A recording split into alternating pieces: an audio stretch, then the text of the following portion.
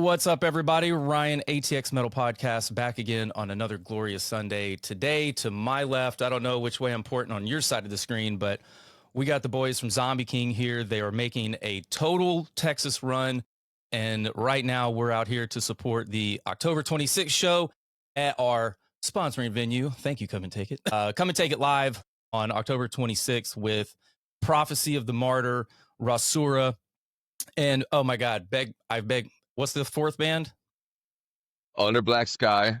Under Black Sky. ZombieKing, man. And obviously ZombieKing. Go around the room, introduce yourselves, what you do in the band, where you're from, and do you have any pets? Yo, what's up, everybody? This is Juan. I am the lead singer of ZombieKing. I have a cat and two lizards. Lizards? I don't know. No, Okay. I don't have any lizards. Okay, no lizards. Got it. I'm not there yet, but yeah. What's good, ATX? I'm Edward. I play guitar, play triangle. A couple of y'all's girlfriends. I was kidding. Oh, And, not y'all, but some of y'all. Yeah, like, nah, man, I play guitar in ZombieKing. I got way too many pets. I got a kitty sanctuary, believe it or not, in my house, pretty much. So if anybody wants a cat, man, we got 40 cats. are you like the crazy cat guy? Kind of the crazy cat guy down the street, man. Oh, man. Well, my name is Ryan. I'm the host of the ATX Metal Podcast, and I have one cat and multiple lizards that we collect from various stores, and then we just throw them outside and free them. That's a true story. Wow. Yeah. That's cool. Nice. But, like the little green anoles, they're like $2. Yeah. We'll just go in and buy $10 worth and then just put them out in our backyard and just be like, go eat all the bugs. But That's cool, man. anyway, enough about my lizard fetish. ZombieKing has a new EP. Obviously, they're going out on tour. I really think that it's great that it's just a Texas tour, because as long as I've been doing this, I really loved the idea of going and representing your hometown, but in different cities in the same state. I called it the Rep Your City tour, where we would take, a couple bands from different markets, package them together, and then basically do a round robin in the major four. And then you would get to headline or co-headline your city, but then you would also you would kind of rotate, right? Like if you're headlining at one, then you're opening at another, and then you're middle at the next. And it was just it was like a round robin type idea, just so everybody didn't have like that, man, I wish I could play this spot. Or anyway, I really think that it's good that you guys are really getting out there in your home state. I mean, Texas is a big old place, so it's kind of hard to kind of get the message out, and touring is the only option unless like I'm from North Carolina long time ago, and when people talk about going on tour, they're like, oh, man, we got to drive an hour to the next venue. Like, brother, we have to drive an entire day Yeah. to get to Abilene, or you know what I mean? So let's just give everybody that's not familiar with your music how you guys started, actually just where you guys are from, because I read a really interesting story about it, and I think it's worth telling again. Anybody can take this, and then we'll just kind of go from there. I'll take this, man. So the band is based out of Robstown, Texas. I'm from Robstown, Texas. West side till I die. Shout out Robe. Juan's from Corpus Christi. So half the band's based in Corpus Christi, half the band's based in Robstown. And yeah, man, we just start neck of the woods. We dabble. We run down the streets. We save cats, and we rap metal, dog. So from the standpoint of like when you said half the band, who's not here that's in the band? Okay, so we're our bass player, Andrew, Drew the Dragon, he's from Robstown, and Adon Banya, our drummer, he's from Corpus Christi. Oh, wow. So literally just four. Yeah, just literally split half. up. Yes, sir. Okay. I'm going to go ahead and me and Eddie talked about this earlier. I did a little deep dive to try and figure out some interesting facts about the band, and I ran across one that said that Juan, you were looking to get into a band, and Ed, you were looking to start a band, and you posted a Craigslist ad, which makes my heart so happy. And Juan, I was telling Eddie that it felt like this it felt like this missed connections moment. And for those that don't know, a missed connections, you used to be able to put out an ad in what's called a newspaper.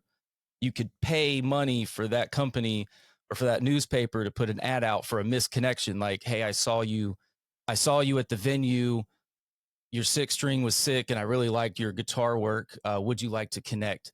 But so that's how like every time I see a Craigslist ad, like, hey man, searching for band members, or like, hey, this, that, and the other. What was it like on your side, Juan, to answer that Craigslist ad?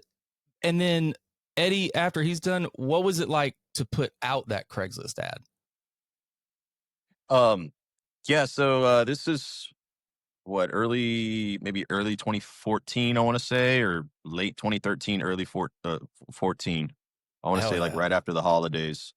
I had been playing around town, like acoustic gigs, little like open mics and just live open jams or whatever with a few different friends. Actually, I didn't jam with just like one or two. It was different vibes, different genres. I would do like reggae, or I would do alternative, a little bit of country here and there, just whatever we could get, just to get on a stage and get whatever couple of songs in. But I couldn't find really anybody worth keeping around, as far as like all coming into a room and all being on the same page and all wanting to, like, all having the same goals, and all wanting to write, record, play live. And this had been going on for a couple of years, maybe 2 or 3 years, maybe, of me actually getting myself out there and trying to play live music. Nothing was working. And I had kind of just hit a wall, and I was like, really didn't have any options, a lot of good musicians here in Corpus, but for whatever reason, I just didn't line up with any of them. And it didn't, there were nobody was right there on my, or at least shared that same, goal at the time, um, goals that I had. So I just put myself online, or I started searching online. Um, and I can't remember if I put out an ad or if they did. But I do remember, I think I did put a post, and it was, vocals. This is my influences. This is what I would, I'm available anytime, yada yada. And yeah, that was, I didn't know what I was getting into, man. This is something I had never done before. I had only seen one of my roommates back in college, my good buddy Eric. He had his band. They had missed out on they didn't really have a jam space. They practiced in a garage for a couple of sessions, and I guess somebody lost a house or something happened. I don't know. So what do? They come to my house and they start using our. We had a huge garage and huge like extra like room area in there in the garage, so they used that whole space for their rehearsals. So that's pretty much all I had to go off of. I was like, okay, I see it happening right in front of me. I kind of know like what I got to do, as far as like what I got to bring to the table in order for to make jams and stuff like that. But yeah, I had no idea what was going to happen, what I was getting into, and it was just one of those like, yeah, if you don't take the shot, you know what I mean? Like, Right. so I just went for it. And Eddie, what about your side of the story? Yeah, man. So let me tell you something, Ryan. We're in a very, very dark place, very desperate times. We had audition, maybe a couple singers, cool guys, man. Couldn't hold a tune to save their dang life, right? Okay. We're just desperate, dude. We're just like, man, let's go on Craigslist. We hearing all these things about Craigslist. We're gonna go on Craigslist. Found this dude's ad. I'm sure we put up an ad too, and and it's crazy because the influences we listed were almost identical with each other. Yeah, yeah. Juan and I are the same age, same similar influences, whatever. And I was like, dude, this has to be the guy. If this isn't the guy, there's no guy. You know what I mean? Right. And crazy story. Juan and I actually met in college. Speaking of college, like maybe once or twice, like years A before couple of we times started in jamming passing, together. yeah. Yeah, Just I like walked in, at a party or through mutual friends. just at school, like Yeah, he on was campus. sitting with he was on campus with a guitar. And he was just kind of like, whatever. And I was on break and I went up to him. I was like, hey, man, can I check out your guitar?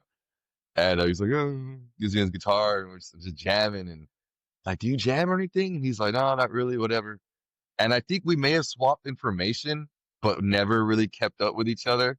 And then years later, bro, I Craigslist ad, and I'm not thinking, oh, this is the guy from college. Like, Right. it's just a random dude. So he shows up to we meet on Craigslist, I guess, right? And then he comes over to rehearsal and we're meeting in person. And he tells me, he's like, man, I know you. We've met. Like, I know you from college. I'm like, what? No way.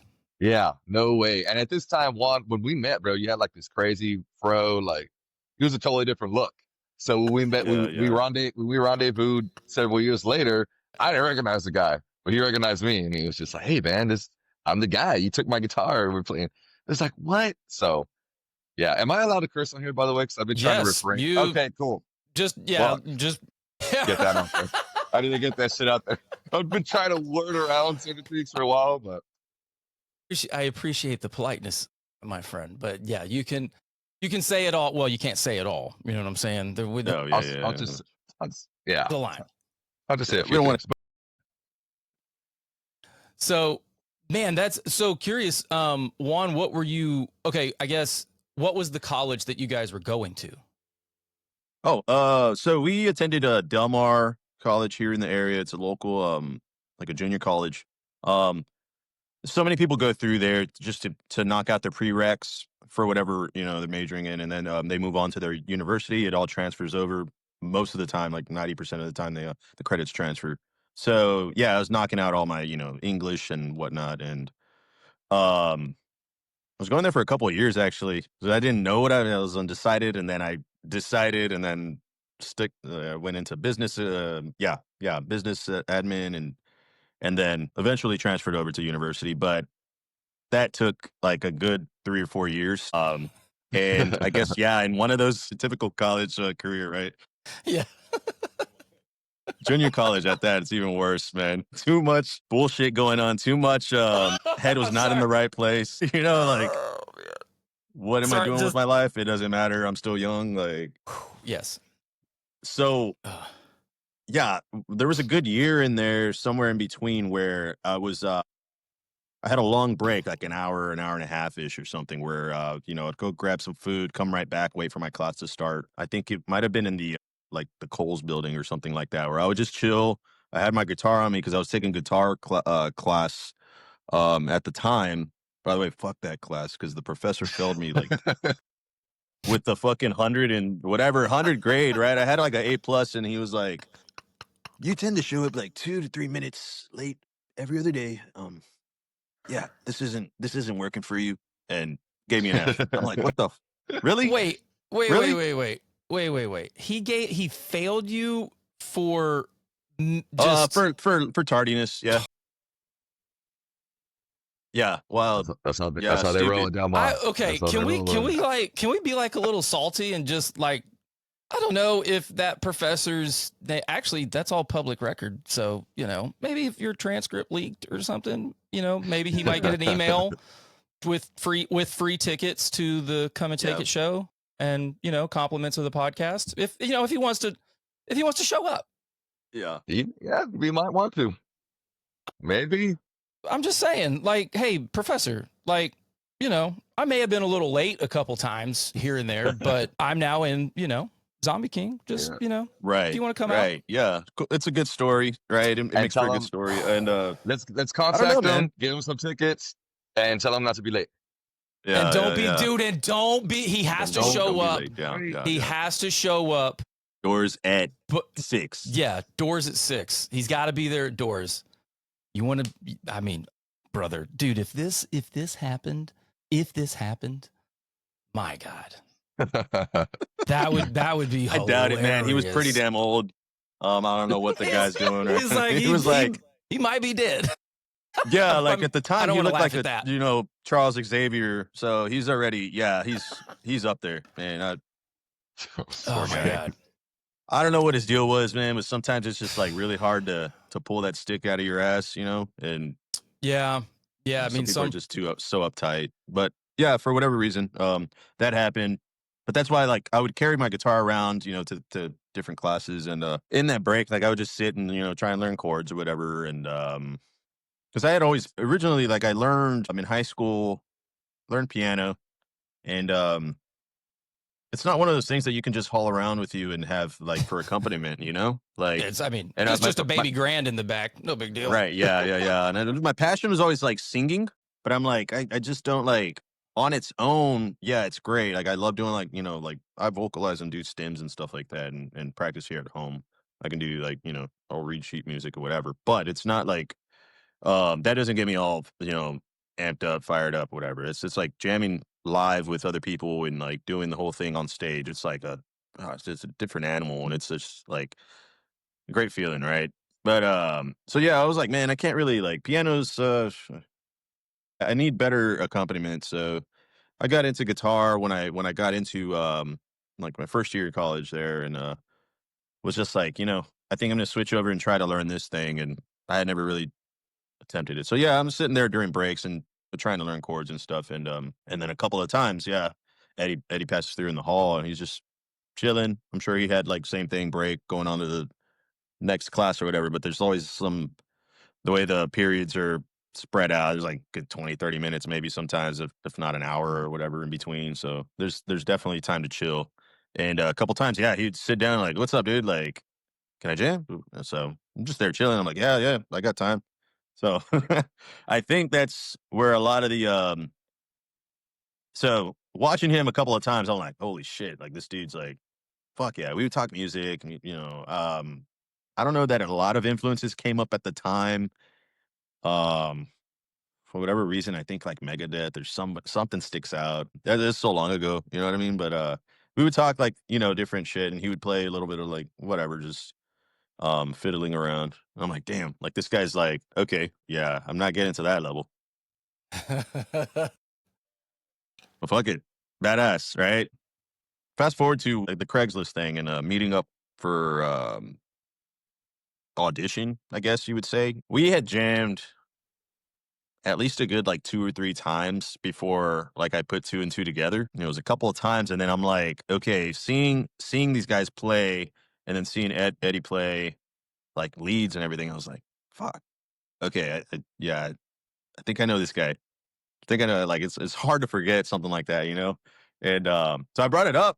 So we're there practicing, and I'm like, bro, I know you, bro. Like, and he's like, huh? Nah, I don't think so. And then we started talking about college, and I was like, fuck. And he's like, no way, man. And I'm like, yeah, you used to pass through the hallway, and I was just there chilling with the fucking, So little acoustic guitar and stuff. And instead of recognizing him as a person, you actually recognized his playing. yeah, I don't think it would have came to me like if it was just us meeting, like shaking hands, like, hey, what's up? It was definitely like the music is what kind of tied it all together. I don't think I would have pointed it out had I not seen him playing. Yeah. Well, Eddie, what about you? What's your college story? What were you going for? So many, right? How many tardies did you get?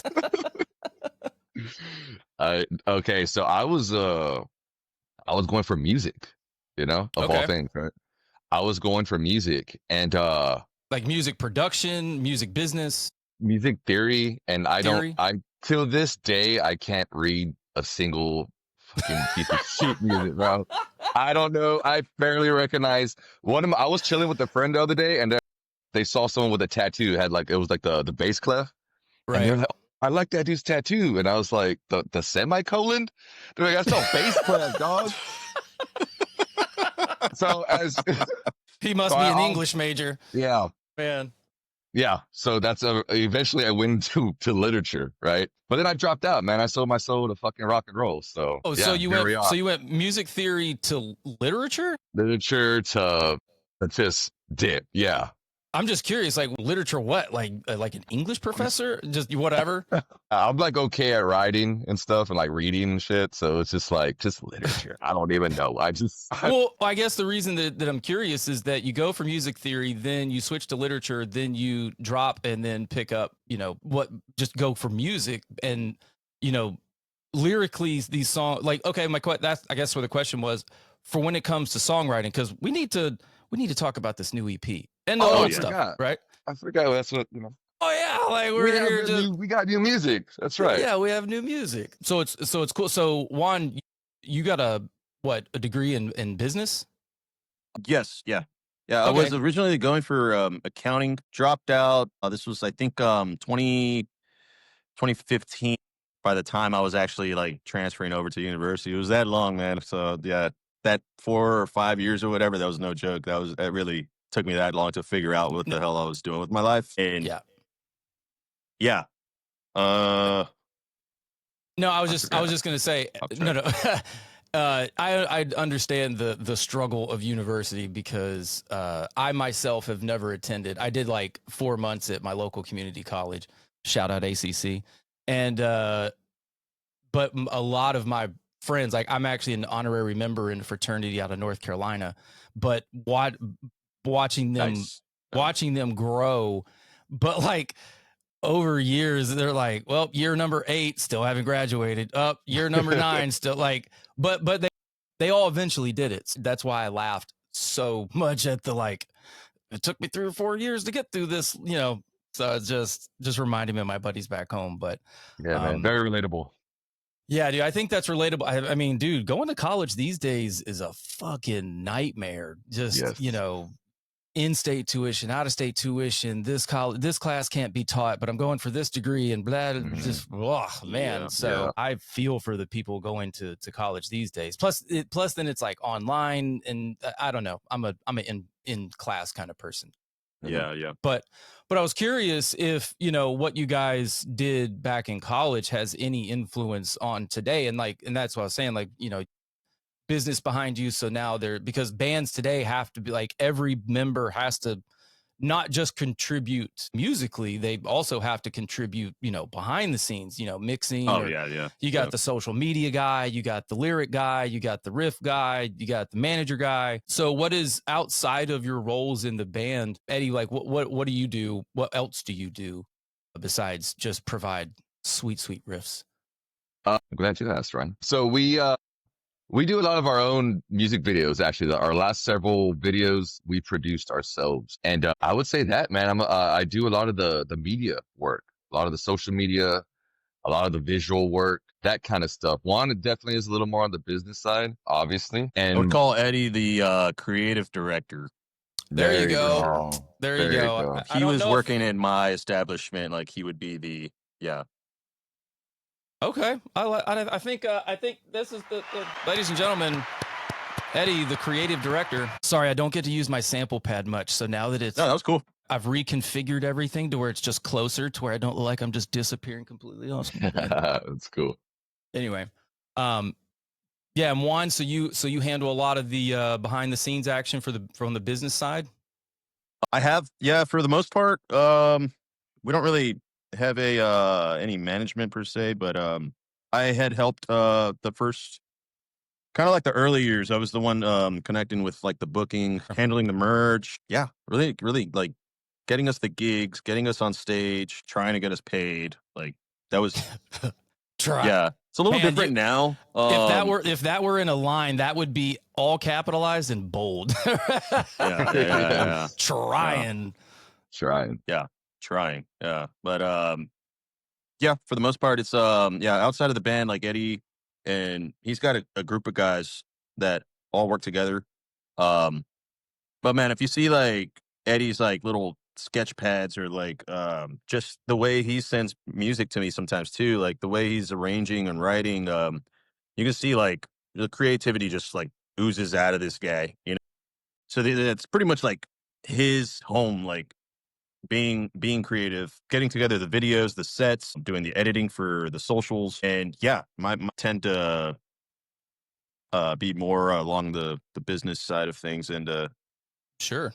I mean, other than that, yeah. And then the other guys, Drew, Adhan, they're kind of more on the socials, promoting, hyping the Yeah. music, hyping the band. So that's I pretty mean, much.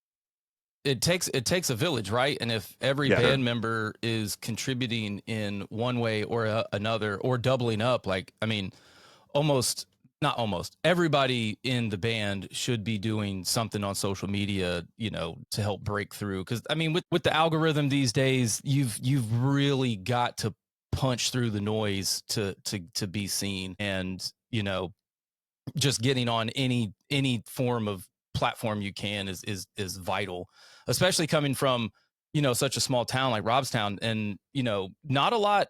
I don't want to say I don't really hear about I'm starting to hear more about Corpus Christi. I think just because Probably it's for the getting wrong reasons too.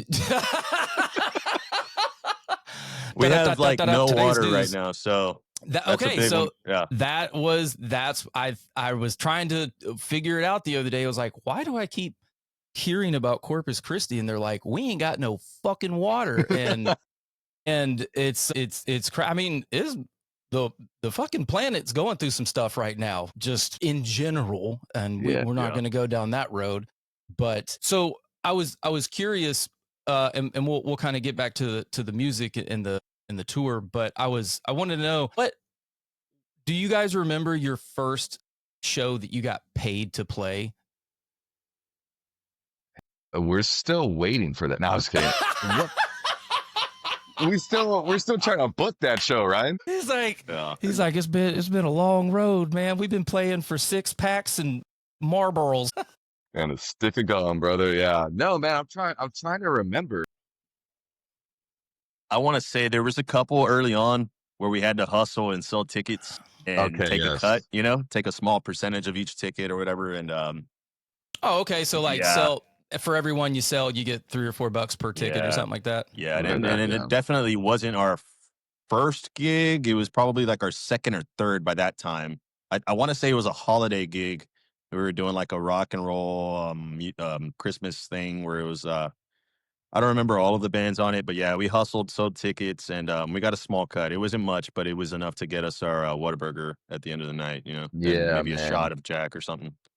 Yeah, so I would remember the first one, right? But something along those lines. But it definitely took some years of grinding, bro. We had to get some goddamn respect around here before we started getting compensated, you know? So definitely it's a long road getting there. But yeah, it had to be something like that. One of our early shows, we got a cut from ticket sales and shit like that. I got you. Yeah.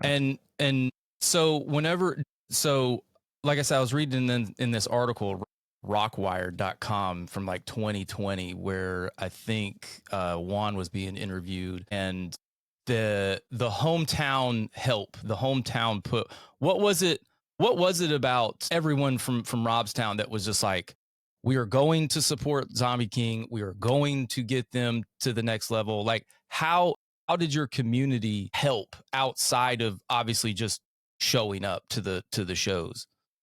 Yeah, man. So Robstown's a small town, bro. Everybody knows everybody. Everyone's Thea lives next door to everyone else's Thea. You know what I mean? It's real tight community, man. And the thing about Robstown, bro, I will say, when we back something, we back something, bro. You know, when the baseball team's kicking ass, it's fucking full on. Even when the football team's sucking, they usually do. But hey, shout out the boys over there. They're killing it this year. But even then, it's just we take pride, bro. We take pride. So Robstown was built on like the cotton fields back in the day. That was the only work you could get, and it was a big big industry here, right? And this is way before my time. Right. So a lot of immigrants, a lot of people, they helped build this town literally, and working, just, you know, grinding in the fields. So naturally, there's just a lot of pride when it comes to being a cotton picker here in Robstown, you know. So when something comes up, man, like, you know, we signed a record deal for when we dropped our debut EP, Dead to Life. We're gonna get to the Reveling, but when we did that, we came out in the news and shit. Like, we came out in the local paper and the Corpus Christi paper, so we had some press from it. So Robstown in particular, man, they got behind us and they were like, "Those are our boys right there, dog. Those are that's us right there." You know, like, I feel like we kind of encapsulated the Robstown spirit. You know, we tapped into that pride that a lot of us carry here in town, and I think, you know, that's a big part of it, man. We attribute just the soul of the people from Robstown to our backing when it comes to that, dude. So very grateful. Shout out Robstown, bro. I love y'all. Y'all know it. I'm still here in the West Side till I fucking die. And yeah, man, we got a lot of support, not just from Robstown. You know, it started in Robstown, and now we're, you know, like I said, we had to earn some goddamn respect around here, and now we're we're popping regionally. Thank God. Thank God. No, it's Mom and dad, that, see, that's why I dropped out of college. It's okay. I know it took some time, but now we're here now. No, but in all seriousness, no. Yeah, man, I just attribute it to Robstown, just what I saw him, bro, the heart, the pride that the community carries, and they saw something in us. They saw we were doing something. We weren't just in the streets running around, fucking wreaking havoc. We're yep. on Channel 6 News, and we're on this and that. And they're like, shit. So On the yeah, news, man, but for the right reasons. for the right reasons this time. Yeah, that one time This time. for the right reasons. Yeah. So does any of that, how am I trying to phrase this? I don't want to say, is there a song that you would dedicate to that support? I mean, is there any songs that were written with like Rob's with hometown support in mind, or like overcoming the I don't know. Maybe I'm reaching here, but I'm just No, it's a great question, bro. Kind of. Not specifically like this is a Robstown song, but we have a song called Texas Sky on our debut EP, Dead to hold Life. on. That when you talk about shit coming around the way that when you're okay, look in the camera, guys. When you're trying to craft a show and you want things to go the right way, you really got to know how to navigate the waters. And I got Texas Sky queued up in here because I read the story about how that like happened. So, dude, Texas Sky, tell that story. If sorry. No, you're good. You were like Texas Sky, and I was like, I just hit the fucking podcast jackpot because we landed right where we need to be. Yes, sir. Sorry. Yes, sir. So I would say Texas Sky kind of it's our like love letter to Texas, bro, and where we're from, respectively, in Texas. You know what I mean? As for the story about how that song came about, Juan, I'll let you maybe talk about that. Because I'm having a hard time remembering it myself. Okay. Yeah, I think I remember a little bit more because it was kind of stuff that happened on my end. But yes, there was a good buddy of mine that I met through some mutual friends. He was taking classes at Del Mar at the time. He was doing music and sound engineering. He had a project where I guess it was their final to finish up his degree or whatever. You've got to record like a live act or live musician, and he didn't really have anybody booked at the time. I don't know how it came up in the conversation, but he was like, "Yeah, I got this thing I got to do. It's this big project." And we had just started jamming. Maybe we might have been like a year or two in at the time. Maybe we had a couple of live shows under our belt, and we had a few, maybe 2 or 3 demos by that point. But we hadn't written. I would say. I can't even remember how many songs we had by then. Maybe a good 6 or 7-ish, enough to like carry a 25-minute set, because that's all we were getting at the time.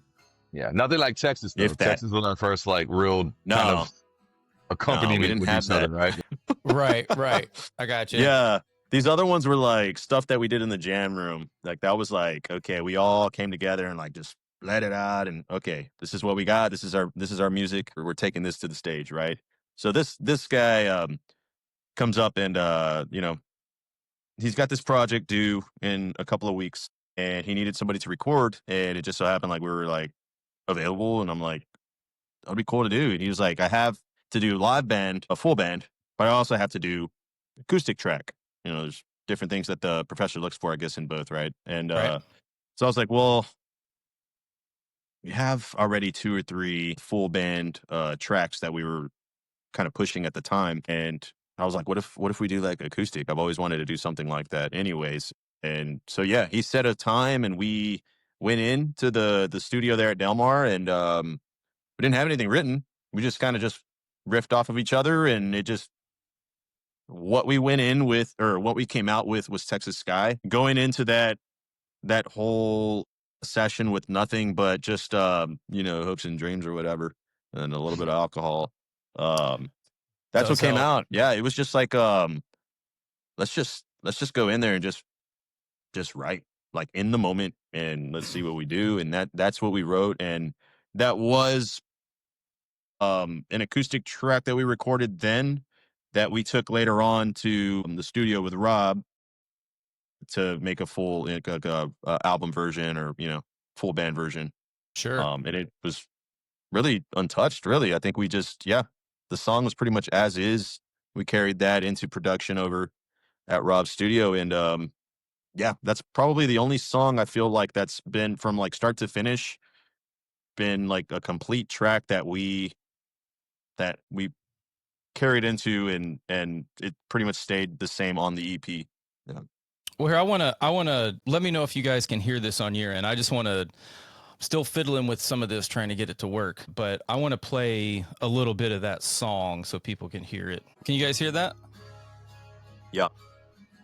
So this is Texas Sky off of their first released EP, I believe. Yeah, Dead to Life. Is that correct? And Yes, when I was listening to all these tracks and I got to Texas Sky, before I went digging around, I was like, shit, like an acoustical track, but on a metal album. Like, I personally enjoy that. But let's listen to this a little bit. And you don't know what to do.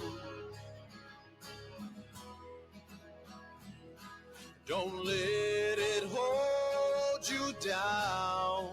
You make it through. Brother, you got that soul. Sitting back to find some peace of mind. The calm is what I need. Underneath the Texas sky is where I want to be. Dude, yeah. Like, I instantly, when I started singing this, but this right here. Yeah. Just a vibe, man. That was the goal, just create a vibe.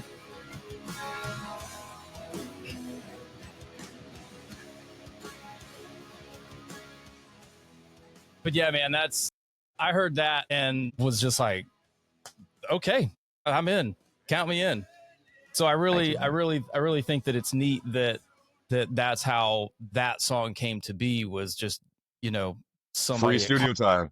Studio time. Someone else's end of year, project actually was you guys. That's cool. That's Thank cool. You, So from Texas Sky, fast forward to today. What is the latest EP? I mean, I know it. The Reveling. At one point, I called it the Reveling. I'm like, there's no fucking A in that, Ryan. It's the Reveling. Maybe I should take a literature course at my local community college. But anyway, let's talk about that, because we got that plus the tour and maybe some other secret stuff that I don't know. Yeah. So let's dive into that. So, what is that we got? 1, 2, 3, 4, 5 track EP. Let's go down the list. We've got Welcome, The Reveling, Crowd That Kills, Fame, Paralyzed, and I did notice that you got a music video out for Crowd, right? Yes, sir. For Crowd and Paralyzed, actually. Paralyzed. That's right. Okay, yeah. Sorry about that. So let's how was it? Has anything changed? I don't want to say dramatically, but is there anything different that this EP brings that the last one doesn't have? Or maybe you took a look back at the last EP, you're like, man, wish we would have done that. We can do it this time. Definitely, man. It's a lot of growth, a lot of growth as individuals, but mainly musically, man. We've learned a lot since that first EP.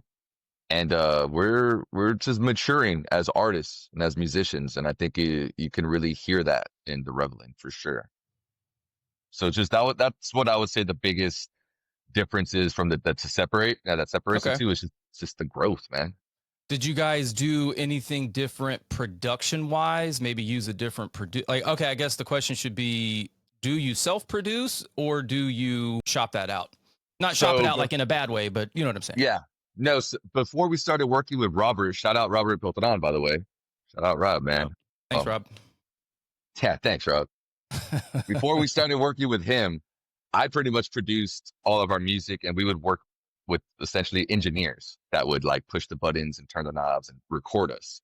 Right. But I was producing the tracks. And then we hooked up with Robert, and we we've done both our EPs with Rob, right? And when we met Rob, that was our first time working with an actual producer who was like, hey, this part that you just did, not that good. Like, it's kind of sucks. Let's do something that doesn't suck, maybe, you know? And at first it's kind of jarring, like, what the fuck? Like, no one had ever really had given us that kind of like constructive criticism in a very forward manner, I guess Yeah, is the way to just put very it. just very like in your face. Like, well, guys, Yes. the hook is trash. We need to redo it. Yeah, dude. I mean, okay, so quick story with Dead's Alive. We went in there with 5 songs written. 4 out of the 5, Rob was like, yeah, we're scrapping these. You're not, we need, and bro, we're like, what? What do you Whole mean? album Like, gone. yeah, we had a week booked. Like, it was already set in stone. Like, we only had 7 days to record this thing. And we were already kind of like, damn, can we record this in 7 days? After that initial meeting, I was like, okay, not only do we have to record this in 7 days, we got to fucking write it all over again too. So Dead's Alive is what you hear is us recording the music as we're writing the fucking thing, dude. Damn. Yeah. So with the Reveling, fast forward the Reveling, we learned from that shit. So we didn't have to do that. You know what I mean? We went in prepared. The songs are, we did pre-production. The songs are ironed out pretty good for final production to get in there and track the shit, right? But yeah, man, I'm sorry. What was the question? No, just any. No, you're fine. I sound like I'm talking to me right now, or maybe this is what my wife's version of me is like. We started here, and then it's like, wait, what did we do? No, just talking about growth, or just talking about from then to now, any difference. But you absolutely nailed it, which actually brought up another question, Juan, for you. What was it like vocally trying to like go in, like he said, the whole album was written, you knew the thing, and then you had to just completely redo everything. Like, what was it like on you vocally? Yeah, you know what? Yeah, there was no, like he was saying, there was no music written. Everything that I knew going into that recording session was like all gone. The only song that stayed was Texas Sky, and I was like, well, from what I remember, we kind of put Texas Sky on the back burner because we already knew it, and we knew that when we got to it, there wasn't much needing to be done other than executing, right, and adding all of the the fluff and all the wizardry to it. So yeah, having like it was. Let's see, there's Dead down. Oh, here I can pull it up to jog your memory. There was no. I'm remembering. I think we recorded 5 songs all together. They got Life, Dead at the Scene, Kings, Down Below, Texas Sky. Yeah, with not including Texas Sky, we had 5 songs. Gotcha. Oh yeah, going we have a lost in track somewhere. Yeah, and Rob still has it somewhere. He's got to find it, but we might release it. He's holding it hostage. Who knows? Yeah. Man. He's like, do what I say, and I'll release it. So yeah, those songs were all gone, with the exception of the 5th song. Texas Sky stayed. There was another song called Honor that's we've played live for years, and that's the track that's like lost somewhere that we haven't released. We might release it at some point when we have some downtime, maybe later this holiday or something. Just re-record that motherfucker. Go back in there. Re-record, get in the studio, and give it new life. Yes. That was the only other track that somewhat stayed the same that I was familiar with. And we threw some vocals on that. The other songs, there's Down Below, there's Dead, there's Kings. Life is an intro track that Eddie he arranged. That's all acoustics. And I think there's some drum, some percussion stuff in there too. But that was like towards the end of the whole recording session. Those 3 tracks, nothing like what we had in the jam room. So going in, I was writing as I was recording. That was it was one of those moments, like where it's like it toughens you up, and it's like it's kind of make or break. Like if you don't do this now, like obviously we only had the 7 days. By the time we were through recording and they were done rewriting, man, I forget how many days I had. It wasn't much. I think I had altogether like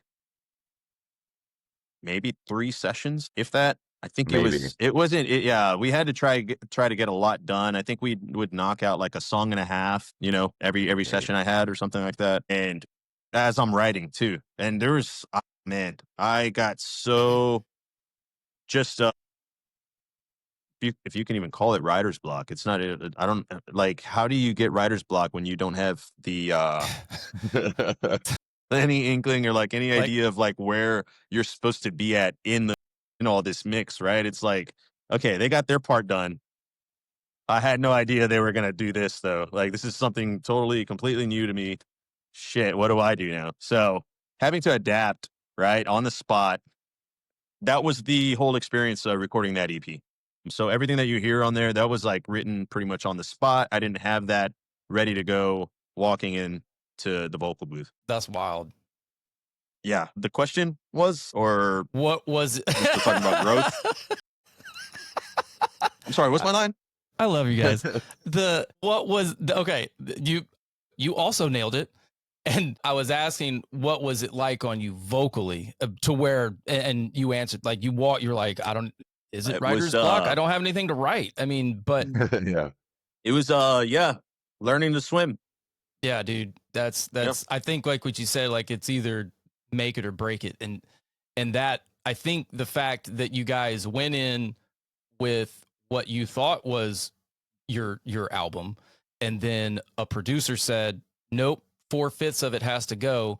And then you're like, well, we already paid for a week. We gotta do something. And it just shows, I think that just shows the grit in the band, especially out of YouTube. Now, were the other two already in the band, or have there been lineup changes since? There's been a lineup change. We've gone through a couple drummers since then, but same bass player though. Andrew Drew the Dragon was on that record. Okay.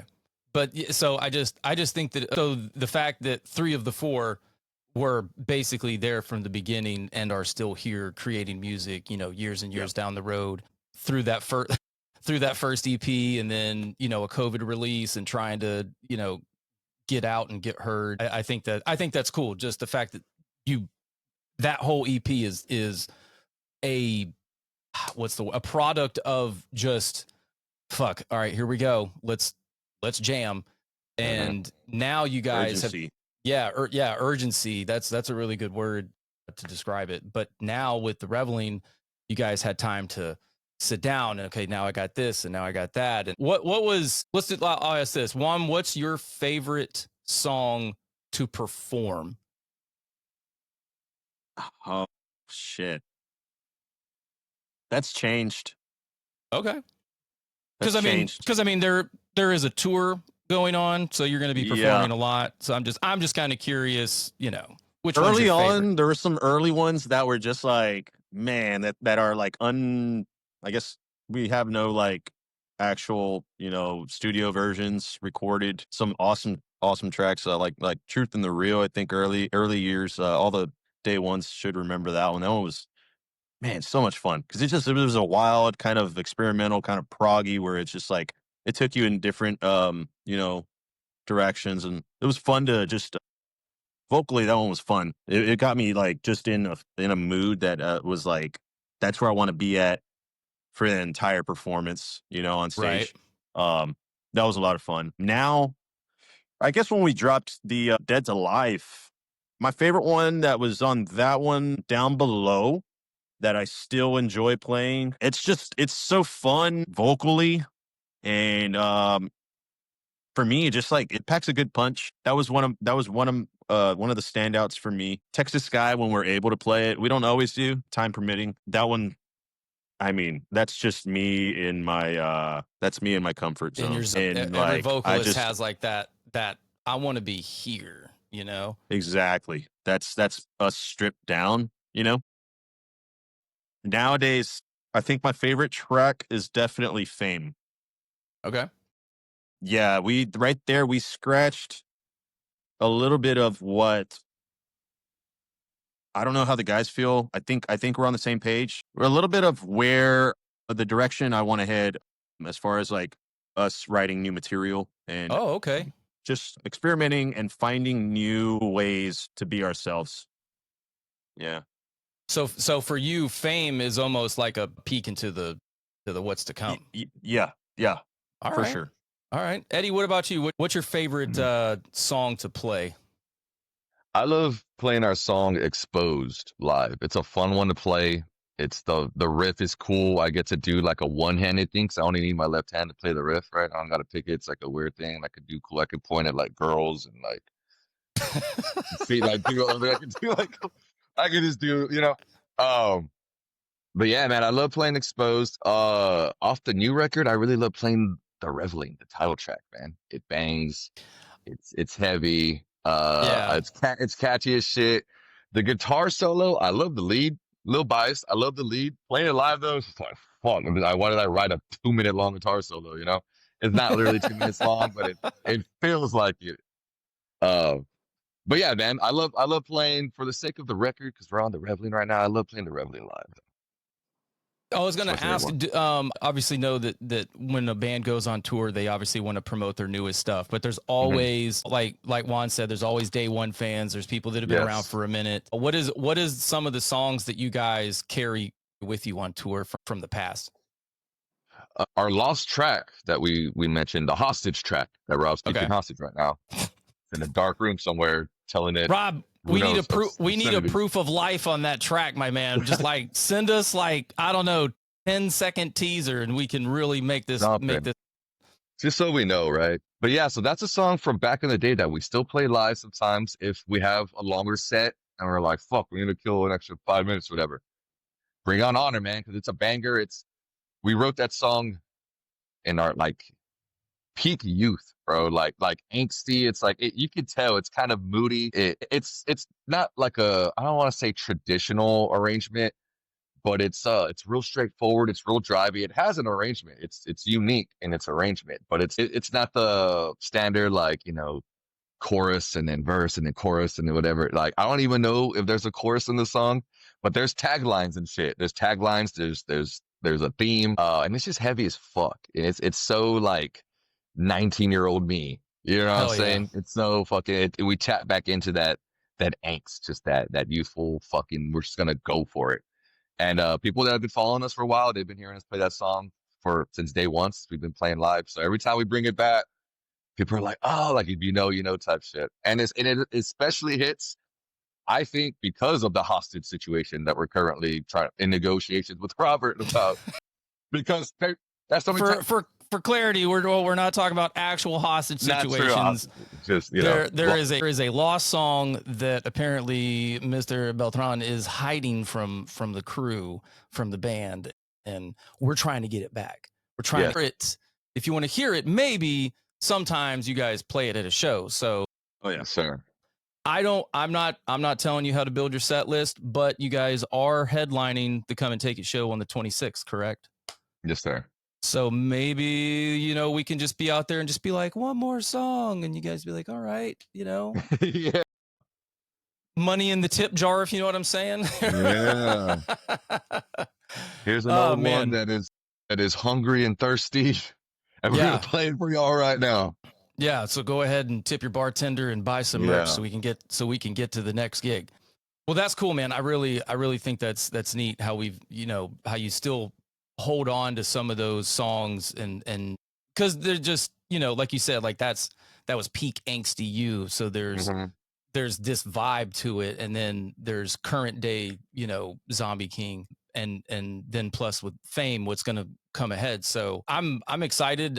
Since it's on a Sunday, I'll be able to make it. I usually am only limited to the weekends due to work conflict with the wife. But typically, if it's a Saturday or Sunday show, I definitely try. But I'll be out there Sunday.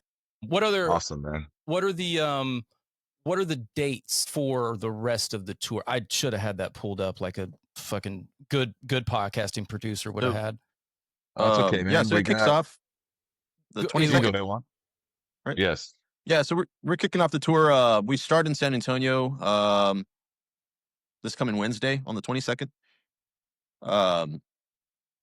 There at Starlighter, and then we're moving into Houston the next day. So it's the 22nd, the 23rd, Houston at Scout Bar. We come home on the 24th to House of Rock. That's our home away from home. Shout out House of Rock. I forget how many shows we've done there. It's always fun. That's Favorite venue, man. that's probably our been- favorite venue. Yeah. Yeah, real quick. That is the House of Rock in Corpus Christi. Yes, sir, And Steve. it is. I've been there. It's a very. I went with Anthony, the owner of Come and Take It Productions. Shout out Anthony, such a sweet, Shout sweet out guy. Anthony, man. Oh yeah, for sure. That dude's name. I mean, I've yet to hear a bad thing about that. I'm sure it exists, but he's always out there hustling because, you know, we've been linked up as long as the podcast has existed. So I've definitely been able to grow with him, and, you know, looking at going out to House of Rock. That is, dude, it's such, you got the pizza joint in front and you just walk So through the good. back and there's a fucking venue. And I mean, if you get a chance to go to the House of Rock, if Yes, sir. if there's any show that you want to go to it. Obviously, if you're in Austin, come and take it live. We've obviously got more venues in Corpus, but Mhm. dude, you guys got is it Concrete Street? Is that right? Mhm. Dude, Yes, sir. that is a massive, I wouldn't even call it an amphitheater. It's like an open space type Right. thing. I worked a merch gig down there for Coetzel, and my God, didn't know Coetzel had that many underground fans, but like yeah. 6,000 or 8,000 people showed up, and dude, we were slinging merch. Fucking dude. But anyway, House of Rock, small venue, good pizza, and then Yeah. so what's after Corpus? So then we go down south to McAllen. That's the 25th. We're playing Flying Walrus, and then we're gonna end over there in your neck of the woods at Come and Take It Live. So we're the end of the run. Yes, sir. Dude, I will try to bring all the people. Well, not all the people, but I'm gonna do my best. That's why Yes. we're doing this. We're gonna get the episode out quick and Awesome. just get some of them social, get that clickbait shit going. You know. Yes. Should I do something controversial right now? I'm just kidding. He's just like Cut to come back. Yeah. Got a mask on, doing crazy shit. Yeah. It's like, what? Man. Just strip What's down. going on? Yeah.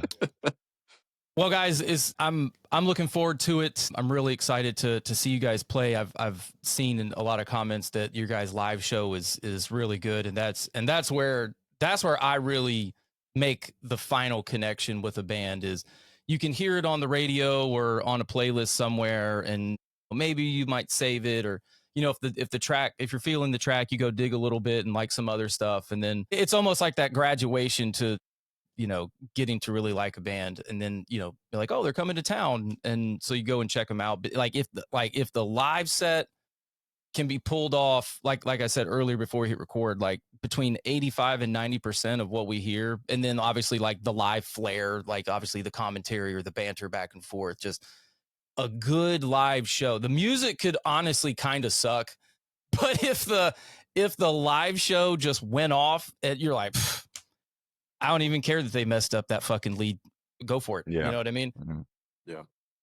But then obviously, doing stuff like this, letting people get to know you guys a little bit more, maybe make that, even stronger bond, because the style of music that you guys play, like you have fans here. I know it. I've seen people show up and show out for bands like yours that have that kind of, actually we didn't even talk about that. For those that don't know, like give us kind of like, I don't want to say I guess we'll just do the for fans of. I kind of hate doing that, but at the same time, people need to know what they're getting into. We've heard so many different. Yeah, Eddie, you can go. Yeah. So what we get all the time is man, I heard you guys on the radio. It was sick. Y'all sound kind of like Disturbed. Like this isn't a knock on Disturbed, but we're like, I don't think any of us in the band are like huge Disturbed fans. You know what I mean? Massive band, great band. We're not sitting around like, hey, how can we get a little more disturbing? Like that's never been a thing, but we hear that a lot, dude. It kind of trips us out. It's almost upsetting at this point. But yeah, I would say if I had to make a comparison, and not that we're on anywhere near any of these bands, but as far as influence goes, we're very influenced by like Ozzy, Black Sabbath, Pantera, to get a little more like contemporary, maybe like a Trivium or like a Ghost, who else? An Avatar. I think these are bands that if we were on the same bill with them, we'd mesh very well with them. Okay. Yeah. What about you, Juan? Where do you think you get? Where's some of the influences for you? So that's really where we connected. What we were talking about earlier, the whole Craigslist thing. A lot of the influences that he was naming off was, Black Sabbath, Ozzy. There was Maiden, there was Pantera, Alice in Chains, some of that grungy era. Definitely, that's as far as like vocally, that's where a lot of my influence comes from too. I mean, I'm all over the place, different genres, R&B, soul, but yeah, for rock, it's all of the greats, Metallica and Seven Dust, and we get a lot. Yeah, we get a lot of Disturbed. I jammed their earlier albums. Great songwriting. You're like, listen, guys, I'm not David Draymond, okay? Shut up. Yeah. Well, I mean, yeah, I'm not gonna go sign a bomb or anything, but I mean, depending. I don't know. I might. It's pretty metal, right? Metal. What kind of bomb is it? We got to specify it. What is a bomb, really? Yeah. What kind of bomb? Yeah. Like, are we doing like a hellfire? A metaphoric bomb? We'll see. Yeah. But we've gotten Trivium. We've gotten a few different. We've gotten like Machine Head in there. Yes, I just heard that a week ago. Crazy you brought that up. Yeah, I had a dude hit me up. He was like, "Hey man, I heard you guys on the radio. You are sick. Your singer gives me Machine Head vibes." And I was like, "Okay, I prefer that over the Disturbed thing." And again, this is not knocking Disturbed. It's just like, okay, I could see where you made that connection. Right? When I hear the Disturbed shit, I'm like, how the fuck did you get there? But hey, we'll take it though. And that's the beauty of music, is that it's subjective. Yes. To each and every individual listener. Not only do the people creating the music have like this idea of where it's going to go, but also the people consuming it also put two and two together. Like I kind of heard like some Machine Head vibes, maybe some like Soil Work, little Chimera, but definitely all of the old, like you guys are just fucking like metal, like just rock. Like you can't like it, and that's not saying that your sound is just generic. It's just like I said, I kind of don't like asking like for fans of. It's like, you know what, listen to it and make your own fucking conclusions. But everybody likes to have that kind of like that guided, like, well, if you like this, then you'll probably like this. But I'm a Soil Work fan myself. Stabbing the Drama, you can't fucking beat that record or that song. Fuck yeah, Jesus man. Christ. We played with them before, man. Sick as fuck. Yeah, I saw your guys' little EPK that you guys played with El Nino too, right? And yes, sir. Essentially that's like Shattered Sun these days. So, but anyway, I've taken up enough of your time, man. I mean, we could keep going for another hour, but I know, man. I'm having a good time. Can I say something real quick before we go? Yeah, sure. I'm gonna give the studio over to you guys. So shout out whoever you guys want to shout out. Say any kind of thing that we may have not forgotten, and then all the social media apps where people can support and follow you guys. Cool, man. So our new EP just came out, the Reveling. We're going on tour, Texas run, the Undead Roadshow. We got Under Black Sky that we're co-headlining this tour run with, right? Great band from Louisiana, I believe. They're from around New Orleans. Great band, dude. Check them out. If you haven't heard them, Ryan, I would recommend. Great fucking band, man. Under looking Black them up right now. There you go. Sweet. Professionals all fuck. And yeah, man, I just want to shout out our supporters, bro, our friends, our family. Shout out some of our sponsors that are helping us get through this tour. Shout out Barreras Fried Chicken from Robstown, Texas, bro. Some of the most fire fried chicken you ever had. A legitimate business is like backing you from like a chicken joint? Yeah, dude. They sponsored the tour.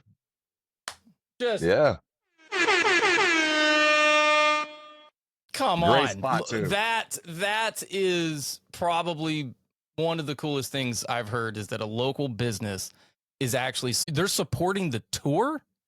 Yeah, well, they made like a generous, contribution to help us get by, and in turn we provide like promotion for them, and cross promotion marketing, and yeah, man, fucking dude, make sure I get some type of social media or website to put in the description for them. That's shout out to them. Shout out to them. So shout out Barreras Fried Chicken, and also shout out LOC Stones. He's like a stonemason. The guy makes like badass. He does great stonework and shit. He's also a sponsor of the tour, and we have individual sponsors in different cities or whatever. But those are the main ones right now that are that we're working with directly, through the band. Dude, And give so me shout their out those guys, information man. so I Yes, sir. can. Dude, that's great. Dude, from me to you, thank you guys. I hope you see this. This is great. Dude, this is how you They get will. local bands out there. And usually money is the barrier to touring. So you could have the greatest song on the planet and you could play it on every digital platform, but actually getting out and being able to play it that's why you buy their merch, people. You got to buy the merch. That's how bands survive. So anyway, sorry to cut you off. Shout out to the That's all locals, good, man. Yeah, shout out them. Shout out Robert Built It On, fucking band guru, producer extraordinaire, man. And shout out you, Ryan. Thanks for having us on the ATX thanks. Metal Podcast, bro. It's been dude. great. It's been fun. And the Undead Roadshow, I don't know if this is going to show backwards or not. It might. We can mirror Maybe. it. Nope, that's correct. Cool. Undead Roadshow, man. As I mentioned, it's going to be us and Under Black Sky co-headlining this whole fucking run. And we got fucking performer extraordinaire, Jay Wilder, who's going to MC and host this. I can't believe that's one of the things. This entire interview, I'm just going in the back of my head like there is something that I'm forgetting to mention. There's absolutely something, and then it's the MC, the guy that's this winter character. Can you tell me a little bit more about him? Of course, man. It's okay, man. We've just been having fun, So it's been all fun, no seriousness, but now we're serious. Now we're serious. So Jay Wilder, man. What I know of this guy, his family, they are descendants of like the old circus, right? Like he comes from that background, but he's kind of like the black sheep of his family, so to speak. He's not. He has a reverence. He respects his background, his culture. I guess the carnival shit, sure. Shit. But he's a rocker, bro. He's a rock and roller. So we linked up with him. He's gonna perform on stage. He's got some feats, man. He's got some feats that he's gonna do. He's got some storytelling that he's gonna do, a little narration, and ultimately he's gonna just entertain. That's what he does. He comes from the old circus, man. He may not be a fucking trapeze guy. He may not be a fucking lizard man or some shit, but the motherfucker is a showman. He does not lack that. And so yeah, man, he's gonna host the show, or he's gonna host the tour. He's gonna MC the whole tour, and yeah, he's got some tricks up his sleeve. Like I said, some feats that he's gonna, dude. It's gonna be cool. I don't want to give too much away, but like. We're actually releasing. This is at every show, not just the Austin show. Okay. Not just every show. And we're actually releasing a trailer soon for this run. And you're going to catch it. You're going to get a glimpse, a little bit of what Jay Wilder is going to do on stage with us. Man. So, yeah, keep posted, man. Stay tuned to the socials at ZombieKing, ZombieKing Official, at Edward Zombie, at One More Drink, at ATX Metal Podcast. I just got it. I guess I just had to have somebody say it. I'm sitting here looking like one more. Okay, one more drink. More red. Yeah. One more drink. One more drink. Goddamn. Ryan. But yeah, man, just to catch up, just to reiterate real quick, shout out Bada's Fried Chicken. Shout out LCC Stone. Shout out our friends, our family, our supporters. Shout out Robert Built It On. Shout out ATX Metal Podcast. Shout out every band that we're going to fucking play with on this run, bro. And real quick, little secret. I don't want to we can't get too deep into it yet because Robert's going to call me. He's going to be pissed. He's going to say, hey, that song. He's like, I got your track. You better give me the goods. No, but we got a really big metal show, bro, planned for the end of November that we can't get too much into it right now. But we can tell you off camera. I'll get with you off camera. We'll talk about it. I will hit stop right now. Maybe we can do this again a little bit later, talk about that. But yeah, man, huge metal show in the making right now. It's fucking, as we speak, the flyers are being printed as we fucking speak. But as soon as it's a done deal. It's a done deal, brother. And as soon as this tour's done, we're shifting focus to that. But until then, the Undead Roadshow, because this is the now. We gotta live in the now. Am I right? I mean, we gotta live in the now, boys. So the Undead Roadshow, that's what's happening right now. We're excited for what's to come. And we'll talk a little bit more about that. Maybe another time. We would love to do this again, man. It has so much fun. So much fun. What about you, brother? Yeah, last words, huh? Just first off, thank you guys so much. Thank you so much for putting this together. Thank you for having us. And finally, ladies and gentlemen, we are going on the road. We're taking this show to your city, the Undead Roadshow with Jay Wilder, with ZombieKing, Under Black Sky. Shout out to all the other bands that are going to be sharing the stage with us. Thank you guys for showing out. Thank you for hustling. Thank you for promoting this tour. Shout out to all the venues, the promoters. We can't Add wait your to play ends, in your man. city. Shout out to San Antonio, Houston, McAllen, all the other Texas cities too that we're not playing. We will get to you hopefully in the very near future. Hey, it's a big Yeah, state. the Undead Roadshow, October 22nd. We kick off this tour in San Antonio at the Starlighter.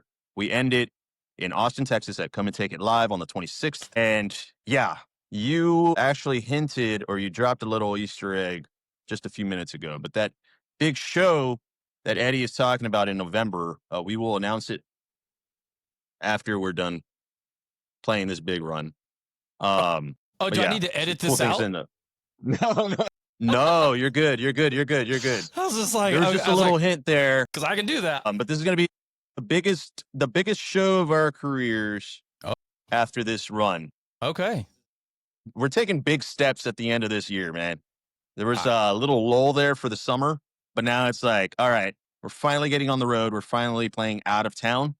And then we're also going to, take it one step further, and we're going to do even bigger than that after this too. So, so I this think is I want the to end with first time. This is the first time ZombieKing has toured.